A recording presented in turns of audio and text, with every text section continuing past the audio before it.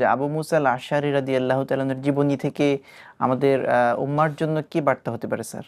শুধু একটুকু যদি বলি যে হে আল্লাহ, পৃথিবীতে একজন আবু মুসা আশআরী পাঠান, আমাদেরকে একজন আবু মুসা আশআরী আল্লাহ দান করেন, তাহলে পৃথিবীতে শান্তি আসার জন্য যথেষ্ট। ওনার বিজয় গাথা ইতিহাস তো আমরা শুনলাম এতক্ষণ। ওনার আরও দুটো আছে, একটা হলো ওনাকে সাহেব রাসূলিল্লাহ বলা হতো, এটা ওনার গুণ। যেমন যদি বলা হয় মুয়াজ্জিন রাসূলিল্লাহ বেলাল, যদি বলা হয় সেররু রাসূলিল্লাহ হুযায়ফা ইবনুল ইয়ামান, যদি বলা হয় সাহেব রাসূলিল্লাহ আবু মুসা আশআরী রাদিয়াল্লাহু তাআলা আনহু। রাসূল নিজে তাকে বলতেন যে তুমি একটু আমাকে স্মরণ করাই দাও, তখন তিনি রাসূলের সামনে কোরআন পড়তেন। ওনার কোরআন পড়াকে সহিহ হাদিসের মধ্যে এসেছে, রাসূলুল্লাহ বলছেন আবু মুসা আশআরীকে মিজমার ও মাজামির আবি দাউদ আলাইহিস সালাম, মানে কণ্ঠের দিক থেকে দাউদ আলাইহিস সালাম নবী হিসাবে ছিলেন সর্বশ্রেষ্ঠ।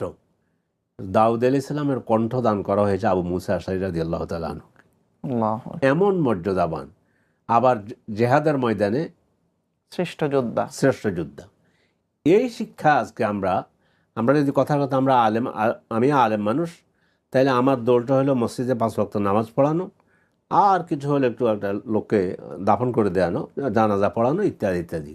কিন্তু আমাদের যে সোনালী ইতিহাস আছে, আবু মুসা আশআরী রাদিয়াল্লাহু তাআলা আনহু, ওনার ক্যারাট শোনার জন্য মুআবিয়া রাদিয়াল্লাহু তাআলা আনহু রাতের আঁধারে বের হয়ে খলিফাতুল মুসলিমিন বা আমিরুল মুমিনিন উমাইয়া রাদিয়াল্লাহু তাআলা আনহু আবু মুসা আশআরীর ক্যারাট শোনার জন্য, মানে এত সুন্দর।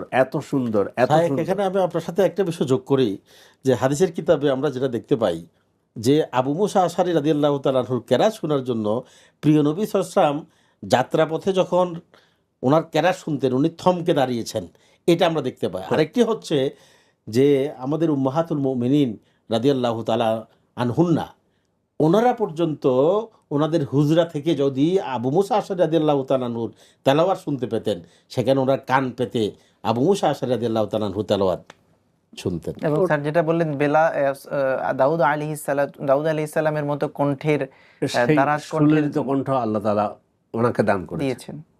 এসব মর্যাদা, মানে আপনি যেদিকে যাবেন যুদ্ধের ময়দানে শ্রেষ্ঠ মুজাহিদ, অনুকরণীয়।